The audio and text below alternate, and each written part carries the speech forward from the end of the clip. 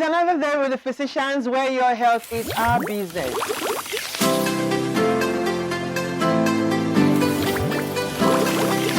growth spot will end. So you are not going to take some drastic measures. But a 10-year-old tummy, pressure is high.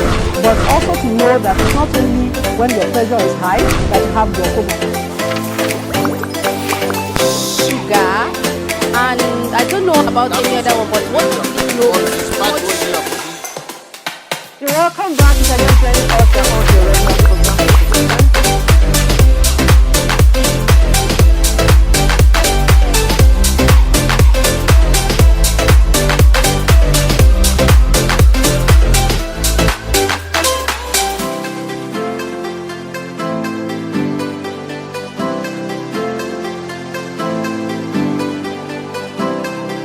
Self-care describes a conscious or intentional act one takes in order to promote their own physical, mental, and emotional well-being.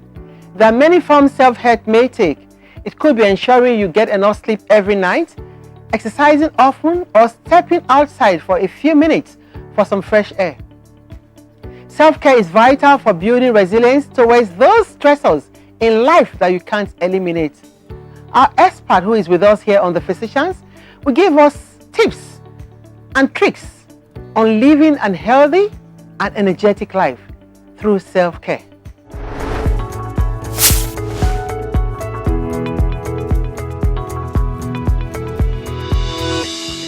Hello there, welcome to your regular program, The Physicians, where your health is our business. My name is Dr. Martina Agbere, your regular host on this program. I'm not alone, I am with my very beautiful co-host, Dr. Memuna Yusuf Kadri. Welcome on board. Today we'll be talking about self-care, a means to living a healthy and energetic life. Memuna, does that ring a bell? Always, I preach that. It's my mantra. Self-care, self-love is never selfishness. It's self-preservation. Like, okay, the truth is, let me tell you something. You know, we're still in the pandemic. And one thing I always told people was, you have to be selfish at this time.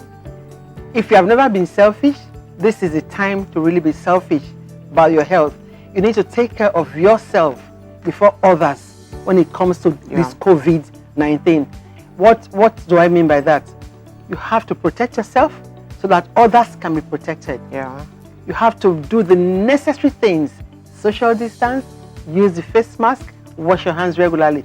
If I do my part and you do your part, I think it will be better for all. That, for me, that is very clear. And the truth with regards to self-care is, if people see it as an intentional and deliberate, thing you do on a day-to-day basis, you are prioritizing yourself. Doesn't mean that you love the people around you less. No, you are your own biggest asset. So you have to take care of yourself first. You can't give what you don't have, and you cannot operate from a place of deficit. Truly, with this COVID-19 pandemic, it's not something you should will away or just assume everything will be Remember fine. We had a guest on the program some time ago who she talked about putting a premium.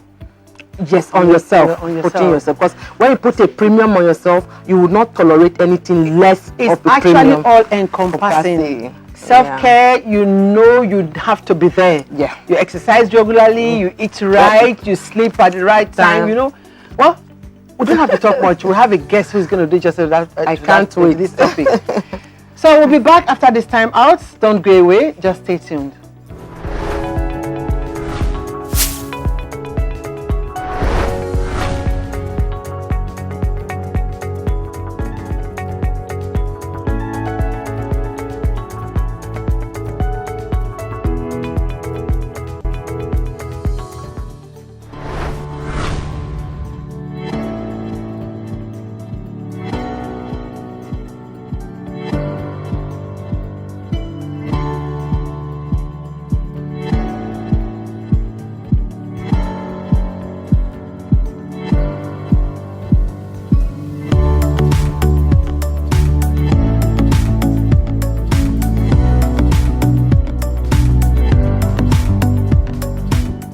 Welcome back to your regular program, The Physicians, where your health is our business. If you are just joining us, we are going to be talking about self-care. Self-care. And we have in the studio a guest. She is a pharmacist and a lifetime coach. Very elegant pharmacist. We have YEWANDEADEKOYA. Welcome to our program. Thank you. Thank you for having me. You're welcome. Look lovely. Thank you. You don't look bad yourself. We got the memo. Happy. Now we're talking about self-care. It means to living a healthy and energetic life. Yes. Why self-care? Okay, so for me, and that's self-care has so many definitions, but if you look at the cruise of all the definitions, you see that self-care means taking yourself seriously, like placing a premium price on yourself. That word again, premium. Premium. So taking yourself is over time, being a lifestyle coach and a wellness coach, I've been able to discover that a lot of people do not take themselves seriously. That's why it's so difficult for people to take decisions that are important for their lives. So self-care is you seeing yourself as that important, most important person in your life, because nobody can eat for you, nobody can sleep for you, nobody will die with you. No, if you fall ill, you are the only person that will fall ill. So you can be many things to many people, but the things that are personal to you, you only do them for yourselves. So it's very important that people know this. It sinks into their subconscious because you are all you've got. In the end, you are all you've got. And placing that premium price on yourself, then there is no way living an energetic life is just going to be a mere talk and not an action.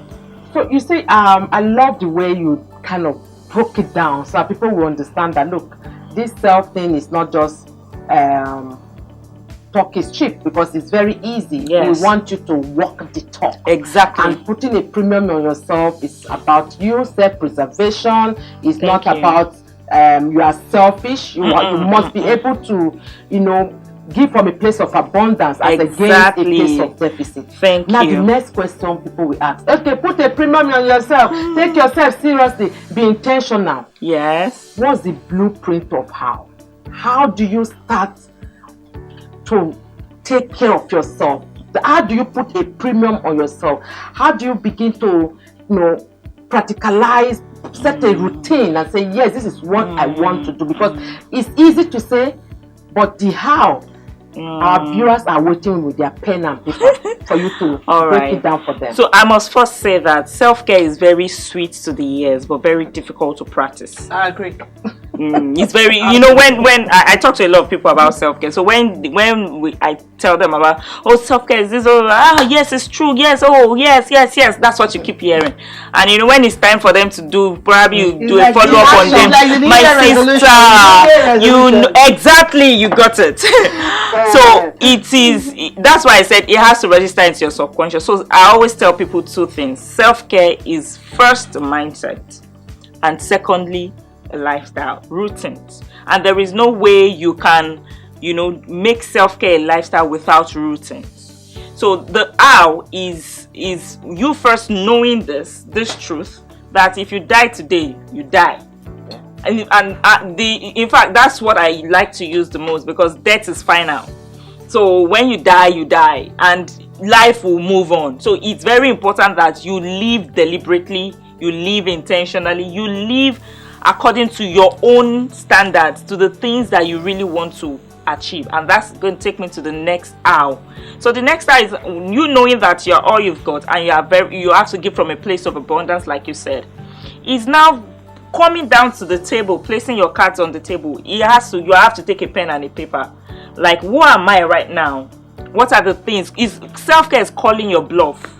Like saying, I'm unhealthy, I do this, I waste time, I'm not taking because it cuts across every area of your life, your career, your finance, your health, but here is your health. So you need to have a goal. This is what I want to achieve with myself. Then it now takes you to what are the things that you have to do to get you to that point. So maybe you need to cut some things out of your life.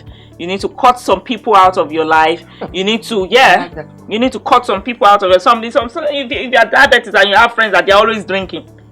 So every time they see you is for you to drink and drink and drink. Then you need to cut those people out of your life. Because if you continue to be friends with them and you are drinking, you are silently digging your grave. So, you know, I have to cut some people out of my life. I need to cut some diets out of my life. I need to imbibe some diets. I need to imbibe new habits. So what are the things I will stop doing? What are the things I will start doing? The routines will be sustainable when it comes from a place of doing. That mindset is what consistently fuels your lifestyle. Because sometimes routines are boring, you're just tired. I don't feel like exercising. I don't feel like doing this one. And when people tell me that, it's okay, you know what? Rest and ask yourself again, why am I doing this? What is my goal? So that when you come back re-energized. So when you constantly fuel your mindset about self-care and the reason why you're doing it, then you do a self-assessment. When you do a self-assessment, you now set your goals. What are the things I want to achieve? How do I want to see myself in the next 5 years? For me, I want to be younger. I want to feel more healthier. I want to be more energetic. I don't joke with my energy. So now, what are the things I need to do to get me to that point? So that is how you can now start income. And it doesn't have to be so many things. It might just be your diet for this month. Let me focus on my diet this month. Master it. Then another month, take on something else. Okay, let me focus on exercise. You know, they say it takes 3 weeks to build habits. So that's how I am able to work with people. Okay, what exactly is your pain point? You want to lose weight. Okay, let's focus on that for now. What are your goals? What are the things you want to achieve? Why do you want to even lose weight? Like we say, self-care has to be because you want it. You know, many people want to lose weight because people say I'm fat. Oh, I want to lose weight because my husband. Exactly. So it has to be from you because your greatest motivation is you. I think that is the reason why most people drop out because they want to do it for others. Yeah, exactly. Not because of themselves. Why? Because they don't see it as important. So because because it's not easy to lose weight. It's not easy to do these things. If your focus and your influence is external. But if it is internal, that is why it is self-care. It has to be from you, for you, by you. So whatever external influence has to be the one to stir up your internal influence. So that's why self-care is a message that we need to constantly preach so that people will understand that when you do good things for yourself, you are the first person to benefit. If you do bad things for yourself, you are the first person to get the other reward also. So that's how it is. You just hold on. You have said self-care is something that we should constantly preach. Yes. And we will do that on this program, The Physicians, okay? Thank you. Just hold on. We'll be back after this time out. Self-care is what we're discussing today, and we'll see the end of it. Stay tuned. We'll be back after this time out.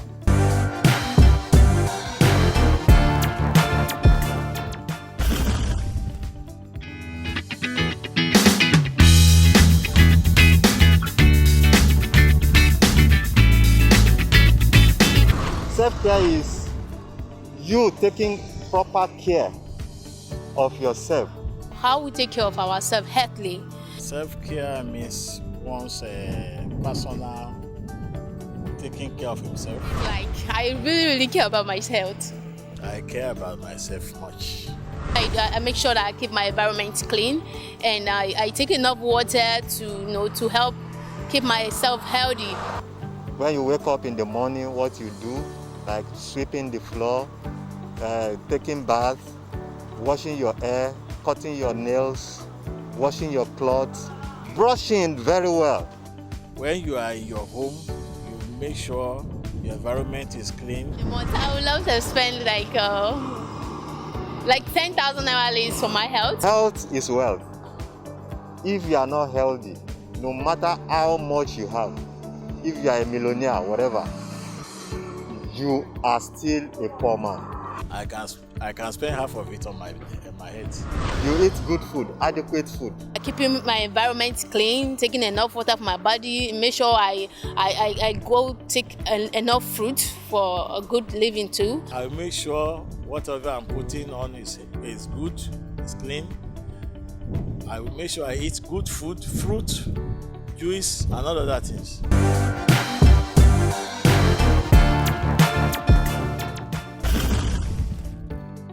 Welcome to your regular program, The Physicians, where your health is our business.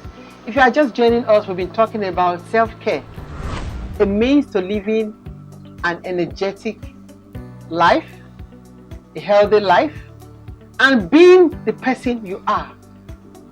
Our guest here has been telling us a whole lot. The decision has to start from you. Nobody can take that decision except you. You have to do it yourself. Not from what other people tell you, that you are too big, you are obese, you are slim, you are that. How about you? Do you feel that way? Do you look that way? Do you think you need to change something about yourself? Well, we hear more from our guest. She is a pharmacist and a wellness and lifetime coach. Now let's go to the benefits. Okay. Because from what you have said, self-care, it has to come from you. Yes. Nobody can do it for you. Yeah. The foundational benefit of self-care is that you are living your life on your terms. You are living, which means that everything that you are doing, you are intentional about it, and it gives a level of satisfaction, knowing fully well that this life that you have, you own it. So it gives satisfaction, it makes you healthier, it makes you happier, it makes you more deliberate. So you are more proactive about your life. A lot of things that we pray about in this country or even in life are things that when you put proper things in place, you don't need to pray about it, because there are laws in this life or that God has put in place such that when you obey them, things happen for you. So you can't be praying for good health if you are not taking conscious steps for your health so that you'll be healthy. So you can imagine you taking conscious steps on your health, you'll be healthier. So you enjoy peace of mind, you enjoy growth, personal development. So the benefits are endless. I'll just sum it up in this, that you are going to live a healthier, happier, and satisfying life. So I hear you talk about boundaries, which is very key when we talk about self-care and how that also help and guard our mental health. Yes. We're in the COVID-19 global pandemic, and a lot of us, our self-boundaries have been eroded. I understand. With the working from home, homeschooling, with the shutdown, loss of job, people, just wanting that human connection by the time the lockdown was eased off. How do you still set boundaries amidst this chaos? So one thing I always tell people about self-care also is that it helps you to reinvent yourself, in the midst of chaos. One of the things I preach during that period is self-care in the midst of chaos. You come up with a schedule that fits into that situation, to also put yourself first. Okay, I know the situation have changed now. Okay, there's so much this, there's so much that. How can I put stop loss to all of these things? Okay, I will make sure. So self-care, that's why I said it is sweet to preach, but very, very difficult, because you have to learn time management, people management, emotional intelligence when it comes to self-care. Now let's take it home. Yeah. For instance, you're in a family, and you have to take care of the family. Yeah. How do you want to cope with that when you have to take care of everyone's needs, responsibilities, and such things? Giving your all, because what usually we say is self-sacrifice to support the other people. Okay. Now you come back from work, you're tired. With self-care, it's expected that even because you're tired, you just want to go and rest. But you still have to do the normal thing, the house chores. So what do you advise? How do you want that person to cope? Okay, great. So number one, I always tell people, you are not a sacrifice. Are you a sacrificial lamb? You only have responsibilities. I don't like that word, because sacrifice means that you have to give up your life, your joy, your everything for other people. It's wrong. She doesn't like that word. No, it's wrong. For me, the only sacrifice, I'm a Christian, and the only sacrifice I can ever is God and Jesus. They have died. I'm not Jesus Christ. I'm a mom, and everybody knows that I prioritize myself. I coach a lot of women, mothers, married women, And I tell them that, see, there are some responsibilities as a wife that you cannot outsource. You cannot outsource sex with your husband. But you can outsource cleaning of the house. Yeah, right. Washing of the clothes. Even cooking. If you can't afford If you can afford it. And that is why self-care will help you to plan to afford it. So in that kind of situation, you have to sit down with your spouse and say, you know what, you have to choose.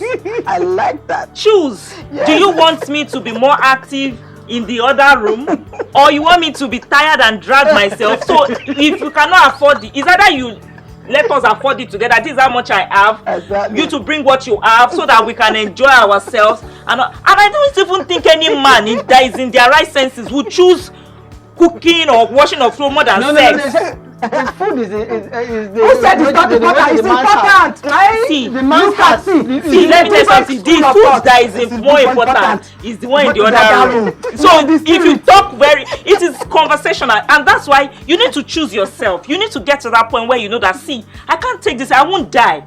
So many times people they are scared of having those conversations with their spouses. Unfortunately, those men don't even know that these women are going through this. Do you know why? Right. And they expect, because it's orientation, so they expect that after you have done all those stress, you come to the room and still be active. So you need to let them know, I am tired, so that the man can choose. Okay. And do you know why? I've been a lifestyle coach, and you coaching a lot of women. Let them know what is awaiting them. Let them know that we women we get depressed twice more than men. Yes. And a depressed woman, we have a lot of hormonal issues. Exactly. Yes. So we should be able to. Stress is the number one killer of libido. What fuels it is that I am important too. Yeah. My needs are important, and I need to prioritize myself. So when you get to that point, when that mindset is what dominates you, you will always find creative ways of doing things. Wow. In fact, I wish we had a longer time. My director is actually just calling on me. It's almost time. And it's getting so interesting. But what you have said, self-care is very, very, very important in the life of everyone. Yes. The benefits, you can't quantify. Yeah. For instance, the benefits of exercising, if you've taken that decision that you want to exercise regularly, the benefits are numerous. I always say it, and I'll keep saying it. If you exercise regularly and you put the benefits in a pill, it will be the best soul pill in the world. Yes. I always say that. The least used antidepressant is exercise. You're right. The least used. So thank you so much for coming on our program. Thank you for having me. And I'm sure we'll invite you again, because I just love that fire that is in you. You're so energetic. I love it. Thank you. Thank you so much. And when we call again, I'm sure you'll answer. Oh, yes, I will. So my viewers out there, I'm sure you actually enjoyed what our guest has been talking about. Self-care is very, very, very, very important. You can't do without it. It is your own time. It is your own time. Let nothing take it from you. You know when to call it. You just want to call it off. If you are tired, you cut it off. Don't push yourself too far. Don't push yourself too far. It is very, very important that you take very good care of yourself. From the crown of your head to the sole of your feet is very, very important. Eat well, exercise regularly, do the best that you can. If you die today, the life will still continue. So on that note, I would say, have a wonderful day, and don't forget to keep a date with us on your regular program, The Physicians, where your health is our business. I remain Dr. Memuna Yusuf Kadri, and please don't forget to follow us on all our various social media platforms. And if you want to be part of this program, you're just a click away. Till next time, stay blessed.